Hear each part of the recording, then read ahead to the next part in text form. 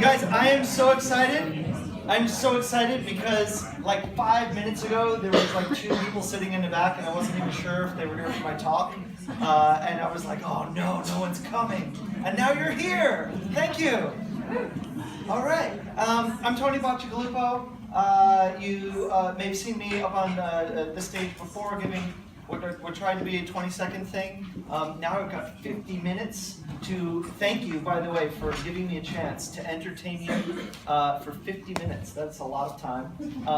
I am here to make you feel absolutely, completely amazing about having come to this conference, make you feel that you've got your money's worth, feel super excited for the communities that you're going to build, and ultimately do whatever I can to just nudge you in the direction of helping lots and lots of people be happier and healthier and more successful in your respective cities so that we can all make the world a more peaceful, happy place. How's that sound? Great. All right, awesome. So I've already chewed up about 5 of it just getting started here, but we've got plenty of time left. Who here is working on building a co-working space?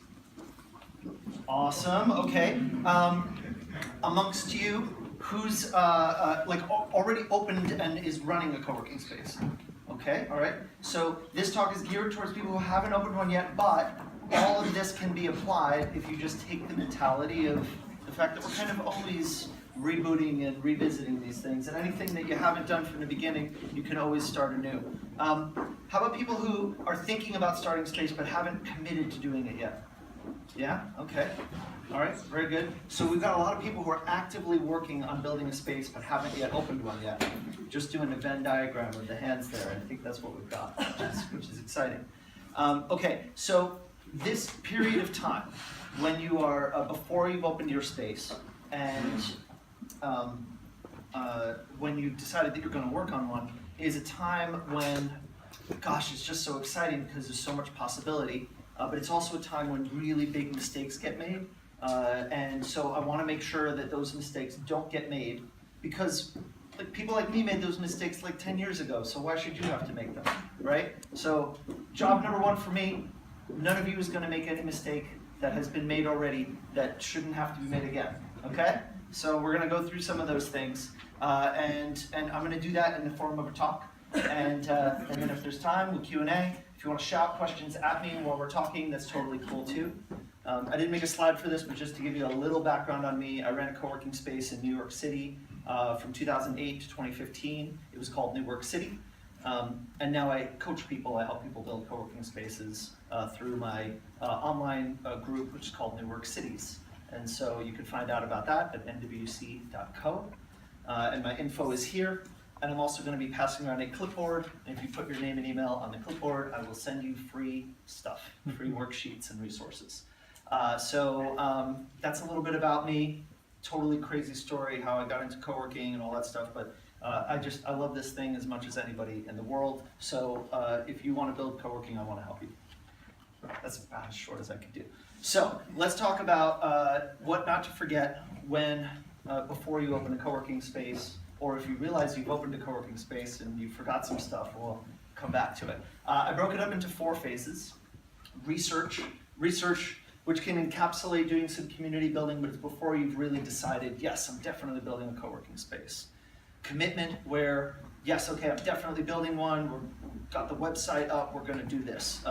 Maybe you've signed the lease, or you've kind of made that commitment. And then there's pre-launch phase, when maybe you've got your space and now you're building it out and you're getting into that, and then post-launch, kind of the 6 to 8 to 12, whatever weeks after you've already opened the space. Most of the time we're going to spend in kind of phase 0 and kind of focus on the earlier stages. So let's talk about that first phase. And really what we want to come back to is something that's super important when we talk about this co-working stuff, which is the red herring in co-working. The big thing that distracts people and causes so many problems for people who are running co-working spaces, which is the space itself. Okay? Now the space itself is super important because we need physical people to actually occupy the same location in order for this to work, although there are some cool online ways to do it too, but we do need a physical space. Space is super important, but it's not what people are buying. You know, how many people have been on like a tour of a bunch of co-working spaces? Yeah? Okay. What do you remember about those spaces that really stood out to you and made you want to go to that space? Because to me, like when I've gone to those tours, the tours suck. I'm sorry, they do. I've given so many tours, and they're just they don't really give you much of anything aside from a sense that the place looks really cool. You know, when I've given the tour, and I've hated myself while I'm giving the tour because I'm trying to show them the magic of this thing that I created, that I poured my life into. And it boils down to, yeah, that's where we have the coffee pot, and there's the printer, it prints. You can print as much as you want, but please don't print too much, you know. The magic isn't that stuff, right? It's the people who are in the space, the people who are doing amazing things, who are going to help that prospective member with whatever the next step is that they need to take in their lives. And so the people, the access to humans, that's what we're selling. And what we want to do is make sure that we don't accidentally get stuck becoming shared workspace managers, because it's not going to be a fun place to be. So objective number one, we need to get humans. This is a little bit of a zombie mindset when it comes to co-working. We need to get humans. So before you've spent $1, before you've even committed to building a co-working space, before you buy a domain name, let's talk to some people. Figure out where the needs are. Maybe identify that first person who's going to be your customer a year from now, or 6 months from now, or whatever it is. So let's start talking to humans. Why humans are handy? They give you insight. If you're in a city and you think co-working is really important, and that more people want it, then that's great, but you need to know that that's also true of actual other people who are going to be your customers one day. And what are their needs? Do they need private offices? Do they need artist space? Do they need it to be cheap? Do they need it to be central? You don't know, but they do. So if you're talking to humans, they're going to be able to tell you things like that. That'll help you make big decisions later on. Introductions. So when you talk to people, you tell them about what you're working on, they know other people that you don't know, and those people could end up being absolutely critical to your project. And support. So we'll talk a little bit more about this later, but you're not going to build this whole thing by yourself. I've seen people do it. You don't want to do it, okay? Don't build the whole thing entirely by yourself. You're going to hurt yourself, and it's not going to work out well. So you're going to need other people involved, and we'll talk more about that later. And money, of course. Human beings are going to be the ones who actually give you dollars. And so we need people. It's very easy to avoid this. It's so easy for someone to say, I just want to build a space. I don't want to show it to anybody until it's done. But we do not want that to happen. So let's make sure, number one, get humans. Why is this super important? I guess I already talked about, now we're going to talk about why humans are so important. Because if you don't get any humans involved before you open your space, you're going to visit a very, very scary place. You're going to visit a co-working space owner hell. What is co-working space owner hell? It is a real place, and I've seen people in it, and it's a terrible thing, and none of you is going to be this person. Not after today. So there's this art, and there's this French phrase, l'enfer c'est les autres. Les autres. Les autres. My French teachers would be disappointed. Hell is other people. Which, when I'm in a crowded subway, I definitely think that could be the case. But I would posit something different when you're a space owner, which is hell is no other people. Hell is isolation. Hell is when you open your space and you're the only one in the space. And then now you have to figure out how to get people in it, because now you have to pay rent and you have to figure out how to get people in your space. And nobody wants to come to a party that nobody's at. So what we need to do is make sure that the space opening is the destination. We think of it very easily as the beginning, but it's actually the culmination. It's the ending of the community building process. Because by then, this is the goal we put in your mind. When you're throwing your launch party, you've got lots of people there who are so excited because they've been with you in this journey the whole way through. And now they're super excited because they've been working on it with you for months or for years. And so that party, when you open your space, is the culmination of all the work that you've done. And then you open your doors and you've got paying customers who've already helped you to finance the space, who've helped you to paint the walls, who've helped you to find sponsors, all that stuff. We want to make this fun. We want to make this successful. So we want to not be in co-working space owner hell. So get humans. How to get humans? I'm totally super focused on making this stuff really easy. So when you're getting started, the beautiful advantage you have is that you're just a person. You're not a company, you don't have a website, you're not trying to sell anybody anything.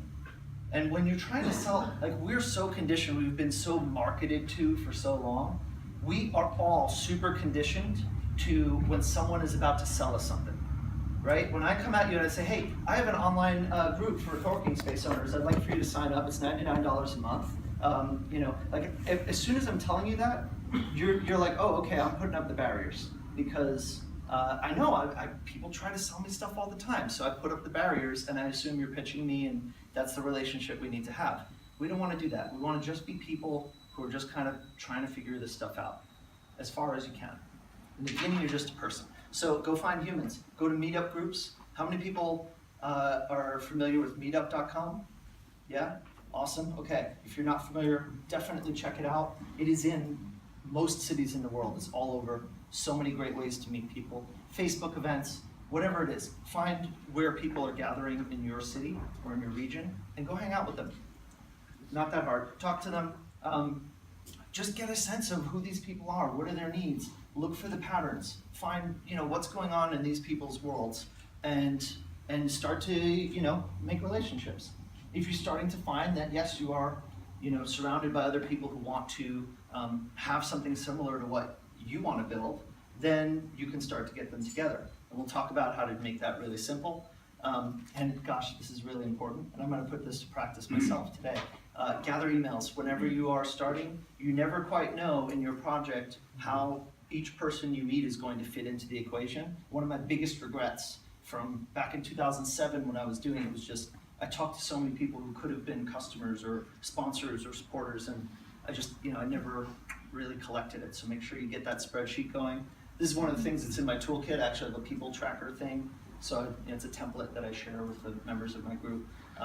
Make one of these yourself, Google Docs, right? Just religiously put email addresses into a spreadsheet and categorize them based on what you think that they are, so that 6 months from now when you forgot, you can go back and remember, oh yeah, that guy was interested in sponsoring my thing, awesome. That person could be instrumental to you down the line when you ask for sponsors or whatever it is. And so for gathering people, again, we're going to make this really simple because I could say, organize an event to get interest. And then you have to think, well, gosh, I'm not going to organize an event yet. I don't have a name. I don't have a logo. I need to build a website. I need to pick out a WordPress template. You know how many businesses I've killed in searching for WordPress templates? It's just like the pit of doom of business ideas. So let's get all that out of your way. I want to remove all the resistance, all the things that could stop you from being successful and just make you people gathering people. So this is my 2-sentence trick. I'm sorry if you can't read it, but it just says, Maria, I'm gathering some folks next week to do some work and enjoy some coffee at Ritual Roasters, Thursday at 10 a.m. Want to join? Cheers, Tony. You send that to all the people that you've met, and you're on your way. No logos, no website, nothing. Some of the best co-working communities that I've ever start like this. Just starts with people, talking to people, get them into the same room, have some coffee, have some beers, and not simultaneously, but do those things. And the relationships build, and that's how these things start. Once you get 10 people showing up to your thing on a regular basis, you've got the foundation to get to your next 100. We're up to commitment. How am I doing? Great. Yeah? Anybody think, no? Yeah? Okay. It's still a little hot in here, yeah? Yes. Okay. Well, we're doing the best we can. Can we? I'm literally sitting on the heater, so. Wow. Yeah, you're in a tough spot. Sorry about that. Okay. Commitment. Now you're saying, okay, you followed what I've said so far. You've got some momentum. You've got some other people involved. Now let's talk about how do you get into co-working. Now I'm assuming that you're not independently wealthy, that you don't already own a building. If you do, then that's fine. We can work with that too. I'd very much like to talk to you actually. But let's say you don't already have all the financing figured out. And even if you do, honestly, if you've got a mountain of money, I worked with Tony Hsieh in the Las Vegas project, and the biggest problem with his project was that he had so much money. Everyone just wanted to spend his money.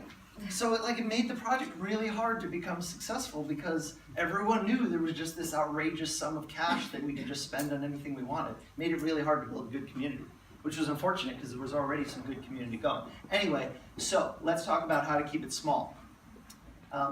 You might think, I want a co-working space. Of course you do, co-working spaces are awesome, but they're a huge pain. Building out and operating co-working space is a lot of work. Is it, am I right, Nico? It is.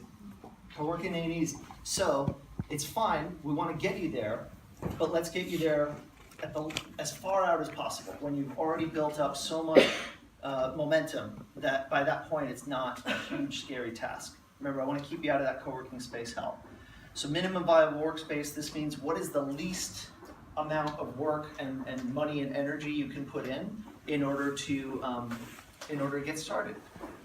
The first co-working experience I ever had was in the living room of an apartment in Midtown. Changed my life. The guy just literally had a wiki where he said, every other Thursday, come hang out at my apartment. And if you want to come, put your name on the page for that day, just your name and what you're working on. And I met incredible people. It was the first time I was ever in the same room as people my age who worked for themselves. It was life-changing. That's how I decided to dedicate my life to this. And that was just in a living room. He never made a business of it. It was just something he wanted for himself because he worked from home. And that ended up generating this incredible community. That also makes for a great jumping off point if you do want to turn it into a business one day.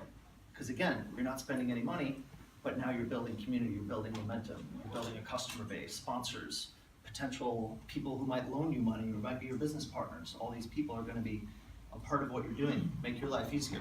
So don't spend money if you don't have to. Other potential venues. The library, an awesome cafe, a bar with a back room that you can hang out and do some work in. A friend's office.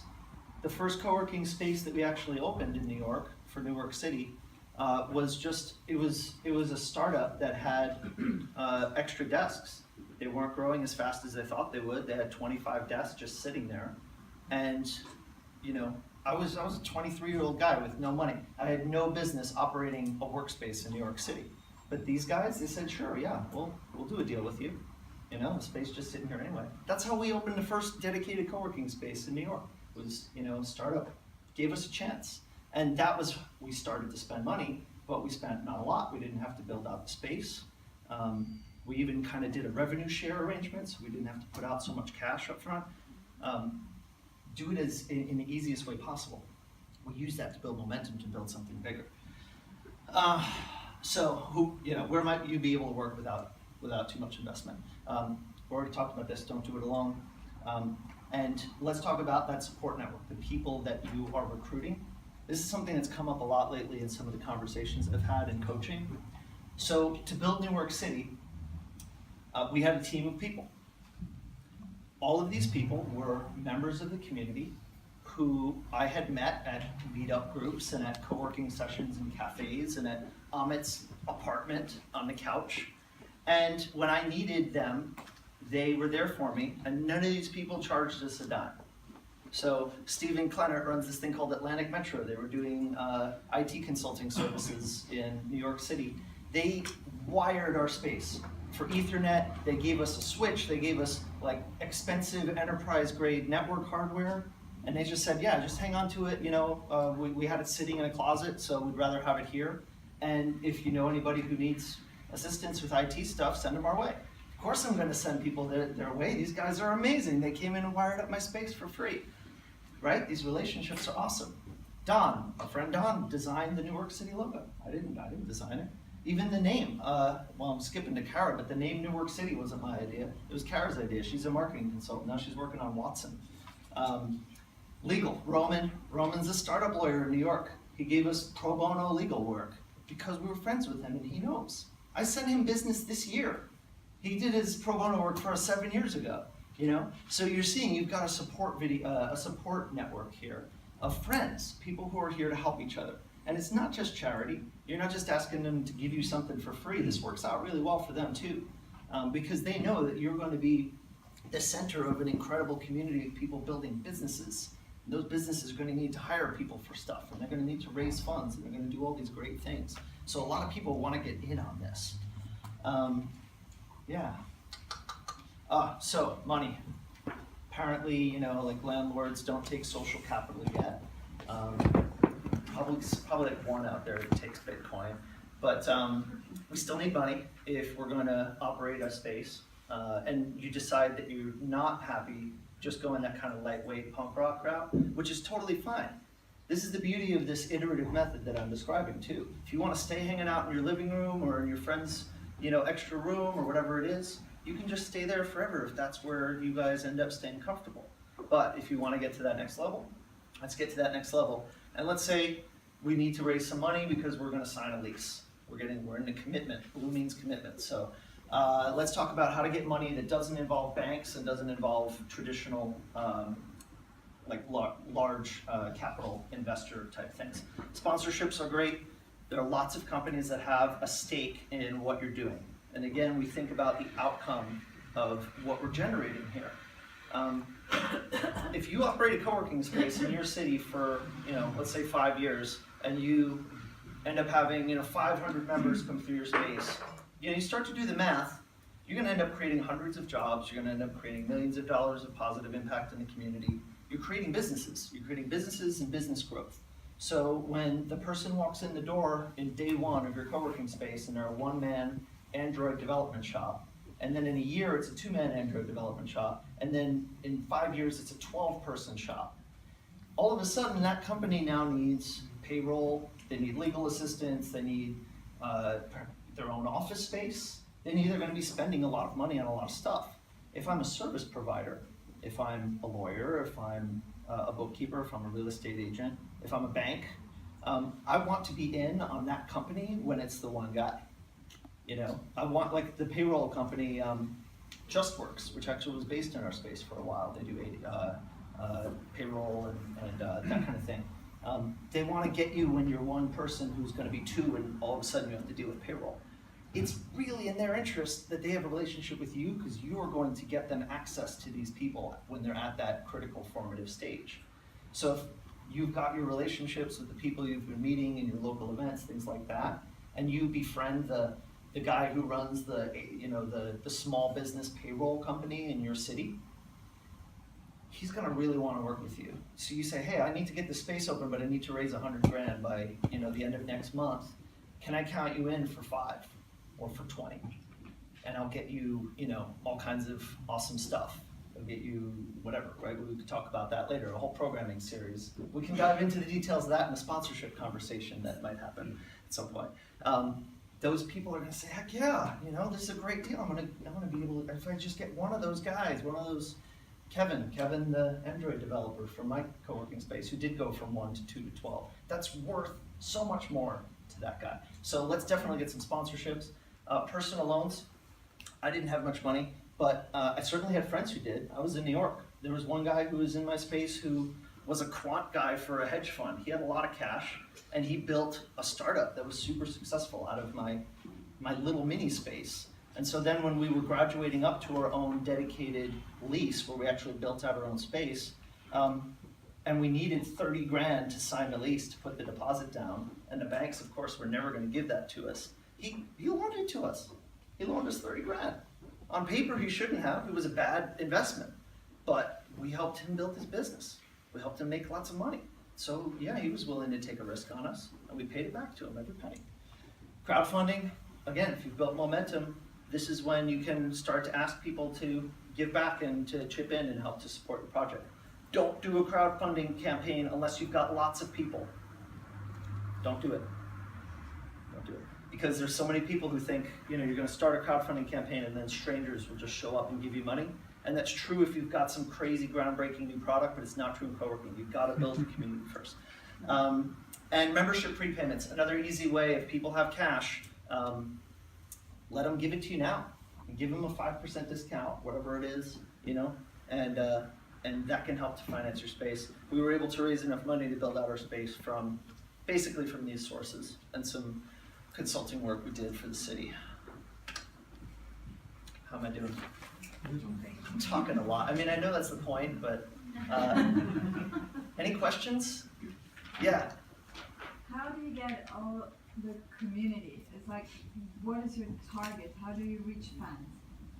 How do we get the community? How do we reach the people? Like, for example, I'm building up a co-working space in an area where co-working is absolutely not known. And I don't know how to get the right people. I know I can convince them of the concept, but it's not like they have a Facebook group co-working or something in place yet. How many people vibe with this? Because I've heard a few people talk about this already. Okay, there are other people who aren't here.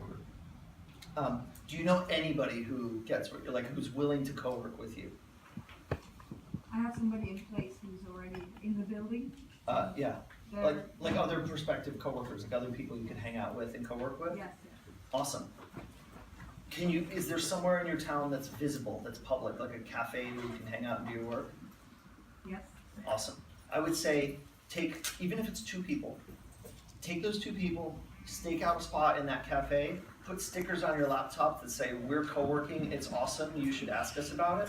You know, like literally just put that on the back of your, right? You see, I already run into the problem that people don't even know the word co-work. Yeah, okay, that's fine, that's fine. The reason that I'm doing that is because people don't know what it is, you have to kind of show people. Yeah. And you can say, someone's like, well, what the heck is this co-working thing that you put on your laptop and just these giant obscene letters? You say, well, it's where we hang out, we do work together, and it's really fun, and we get work done, and we're helping each other, be more successful. Would you like to sit over here and do some work with us? And if they say, well, no, I can't because I work a job, that's fine, but if your spouse works from home, maybe you send them over and come hang out with us. 3 people who get it, do it consistently, and just let that become 4, let it become 5. It's gonna take time. If you're in a town where no one but you knows what co-working is, it's gonna take time. You start with the people where you don't need to fully explain it, because those are the people who are ready. It's the bell curve, right? The early adopters, facing the crowd. Early adopters, small number of people, but they set the pace for everyone else. Once they do it, the people over here are just kind of waiting to see. They're not going to show up to an event that it's the first event of its kind, but once they see it's been happening, there's a couple photos posted online, they hear someone other than you saying that they went and it was awesome, now they're going to show up. And those people are kind of still early adopters, but you start to, if you can get it from 3 to 8, just get it to 8. If you can get it to 8, you can get it to 28, So it's just going to take a little time to grind it out. And another great example of for heaven's sake, don't sign a lease yet. Right, we've got to make sure that we've established that there are enough people who are ready for this before that investment gets made. The other fun thing you can do is don't do co-working. Do a happy hour. Do a work from home happy hour. Just people who work from home or freelancer or whatever you want to call it. Do a happy hour that's regular. That's at an awesome bar where you can stake out a space that's yours. If you're inclined to do happy hour, you can do tea time. I don't care, Taco Tuesday. Pick something that's fun, that you can do on a regular basis, that's cheap and easy, and give people a way to get together and have fun. Somebody works from home and they're lonely and they need to get out, and they don't get what co-working is, well, I guarantee they know what alcohol is. Yes, I was hoping that was gonna work. So yeah, right, start with drinks. One of the best things that I did when I was getting started, I just ran a regular happy hour. And people get together and they have a couple drinks and they meet each other and they make friendships, they form trust, and that's how business happens, that's how economies are built. So start with that. Don't even talk about co-working, just get people in the room. Let them come to you with the idea. Wouldn't that be fun? You set up the problem, go a little Socratic with them. It's like, man, I'm noticing that I'm working from home with this internet-connected, battery-operated thing, and so are you, but you're over there, and I'm over here, and gosh, I want to get out of the house and hang out. And they're like, well, why don't we just work in the same place together? Oh, that's a good idea. Don't try to push an idea on people if they're not ready. Find clever ways to warm people up to it. Is that helpful? I think. Yeah, we're good. How are we doing? Any other questions while we're here? Yo. I'm from Poland. We're starting a co-working space 6 months ago, something like this. And the costs are really high. We've got about 30, 40 places spaces, so it's very nice, and we have a lot of events. But it's really hard to, even if the place is well known in the city already, it's really hard to convince the sponsors to give some money or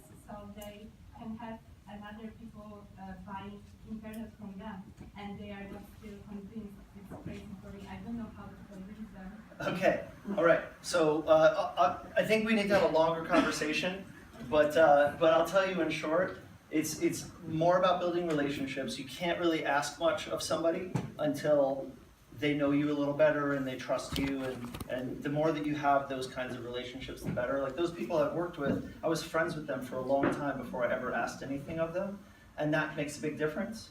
And then the other thing is being awesome, like doing really awesome stuff and then letting people come to you.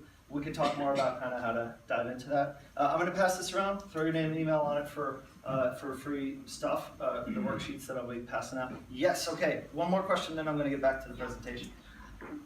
You build a community to do the happy hour and everything, but then at a certain point, you will turn this into a business. So you will have to ask them to buy and all of the, how do you go from wow, happy hour to now there is a fee to pay if you want to continue this happy hour and so on, because it does make a difference, right? Yeah. Because if you do it on for networking reason, you might not doing it. Yeah. At a certain point, Yeah. you have to pay for a service. Yeah, it's time to step up.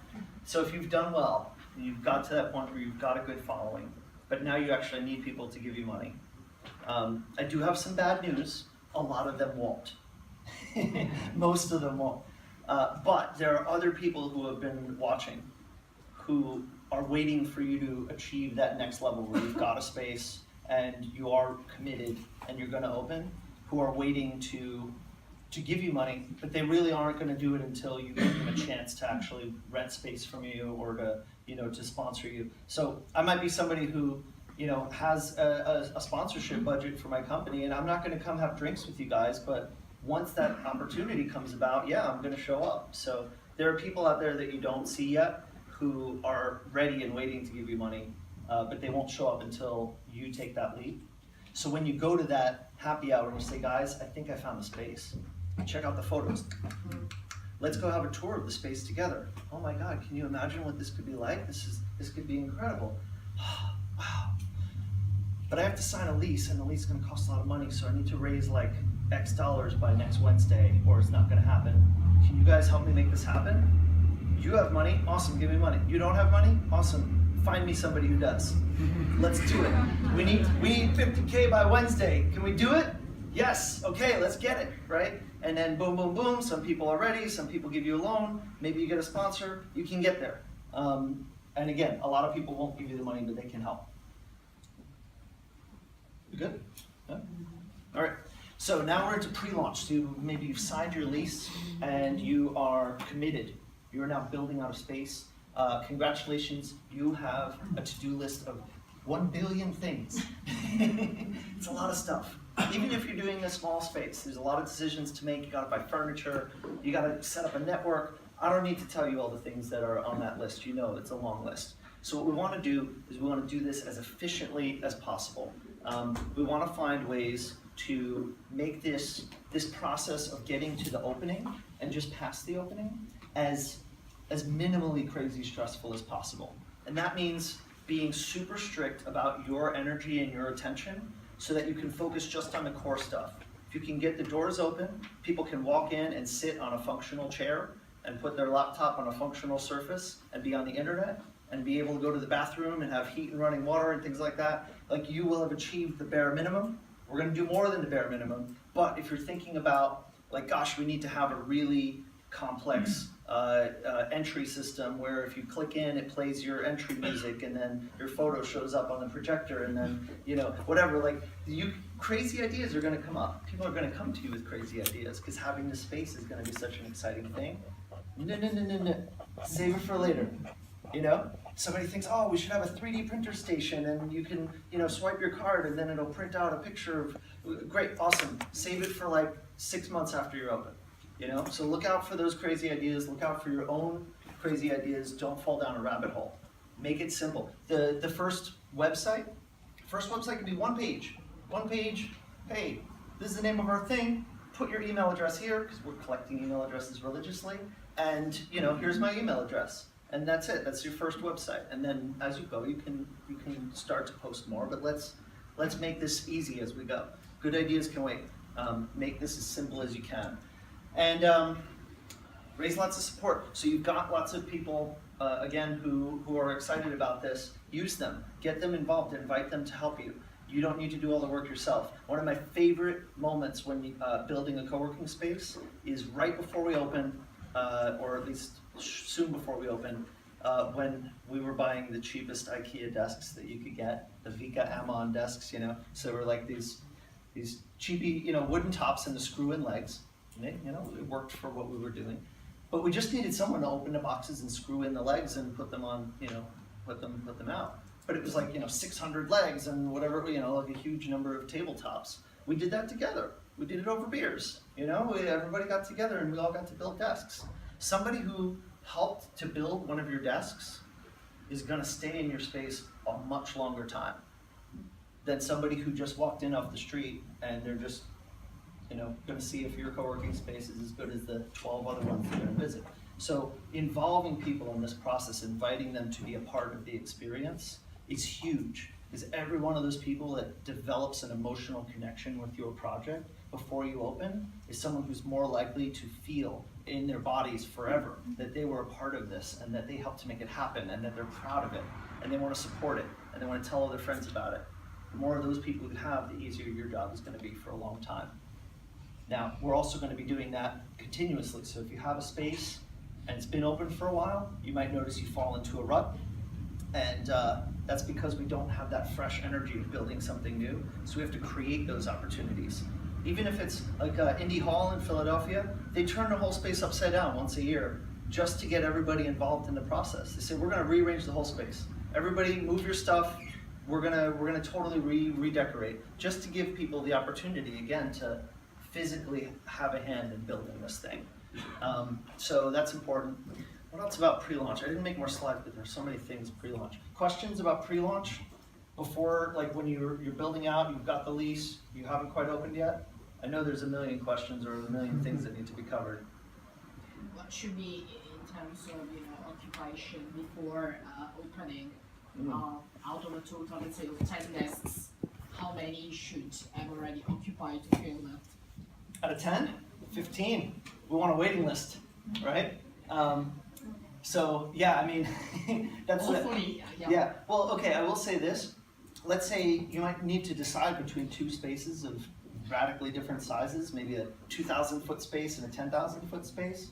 If you're not totally sure that the 10,000 foot space is definitely what you need to do the 2,000. I'll tell you why. Because let's say you definitely know you can fill that 2,000 foot space on day one. Think about the article that gets written the next day, compared to the 10K space where you've got 2K of it filled on the first day, right? And so 20% of your space is filled on day one, and the reporter from the newspaper comes in, you didn't even expect it was going to be there. You say, wow, this space is open at 20% capacity.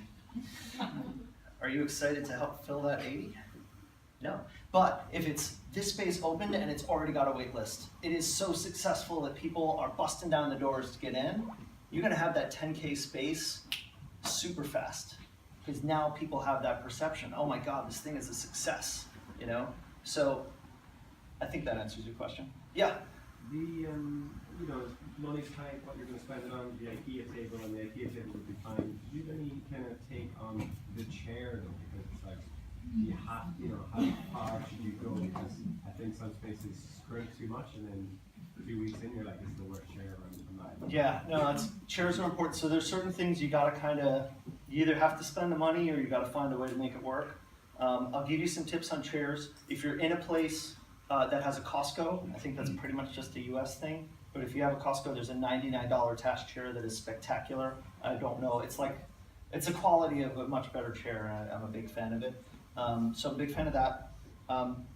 Craigslist or whatever equivalent in where you are, be on it now. Create alerts, just check it once a day, and pick up stuff when you see good pieces that come out. A lot of times people are closing up an office space and they've got 50 chairs that they're just giving away or they're selling for pennies on the dollar. There's companies that do that as well. There's entire, yeah. I got a chair that's like £1,000 on the market, and it was 200 quid from an office supplies company. It's a fantastic chair. There you go. Sometimes get, like you said, batches of 200 of these things. What do you have any websites you know of off the top of your head? No, sorry, but Okay. if you put Office Space Glasgow, it was a company in Glasgow where I got mine, because we're based in Scotland. Yeah, so I regularly send out newsletters with this stuff on. office furniture liquidation is great, same kind of thing. And you know, even in your network, you might know people who are, you know, getting rid of office spaces, that kind of thing. Yeah. What's a great idea is literally calling big companies, like literally calling big companies, facility management, and literally saying, are you guys getting rid of anything? Because these companies, I mean, I design workspaces, so they're constantly throwing stuff away or giving it away or selling it, and that's the easiest way is to get secondhand, and you know that it's good stuff. So it's not gonna be a shitty chair from, you know, that's made from horrible leather. It's gonna be a good chair that's been used on their employees, but they're redoing and renovating, so they're gonna get the new product.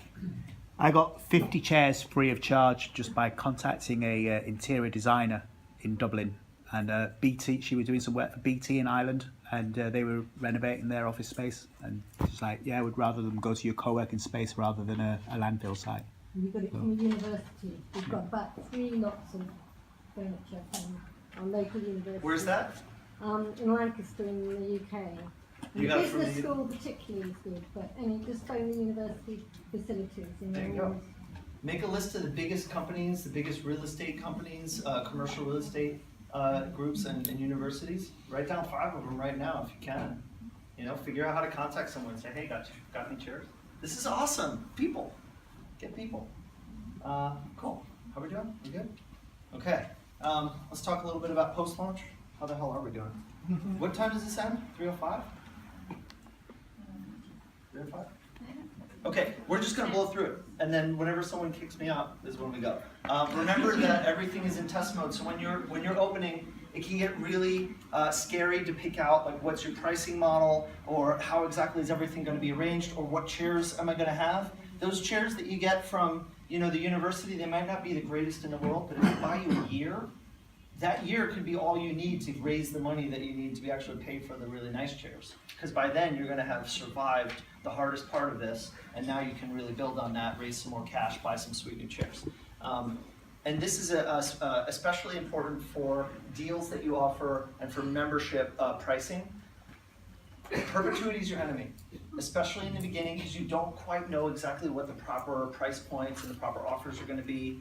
Maybe you offer some kind of a work trade arrangement with somebody where you say, hey, I'll give you a free desk if you give me, you know, you produce videos for my, to promote my co-working space. That's a really, really great idea, but don't just let that extend to forever. Because eventually that person's going to stop making videos, and then they're going to still be there, and it's going to be awkward, you know. So make everything, hey, it's going to be a 6-month test. I'm going to let you guys have my initial launch membership pricing. And you know, it's good for the first 6 months until we figure out what the permanent pricing model is going to be. Communicating those little boundaries can save your ass down the line. Yeah, so what I just said. When we're post-launch, it's so important. I really can't, like, I know it's fun, parties are fun, but they're really important. We're tribal animals, and we need ceremony to commemorate things that are important. And so you're building something that's going to change a lot of lives, it's going to help a lot of people, and it's important to you personally. So commemorate it. Throw a great party, give a speech, invite other members of the community to come up and talk about their own story and why they've contributed to it. You know, you put art on the walls, have a guest book, have it be fun. Make something that really is special. Give people something that they're going to remember. Because I mean, I operated a co-working space for like 8 years. I look back, the things I remember were the times when we did special things, when we had fun, when we threw those anniversary parties, and when really special moments were made. So, so definitely give yourself the chance to do that, and to savor it yourself. Enjoy what we're doing here, because man, there's a lot of ways to not enjoy this. There's a lot of things that are going to be not fun about it, but you know, the fun parts are what make it worth it. So really make this, don't forget to enjoy yourself. If there's one thing not to forget before you open your co-working space, is don't forget to enjoy yourself. And man, I totally walked into a great way to end the talk, so thanks very much. I'm here for you. Again, I want to help lots of co-working spaces thrive and succeed. I want to see you not struggle in the ways that I've seen other people have to struggle. I have an online group called the Organizers Club, where we help each other with stuff, and this is what we do with hard questions all day. We just whack away at them. And so if you need help with something, please contact me. I've got stickers, I've got business cards. Where's my clipboard?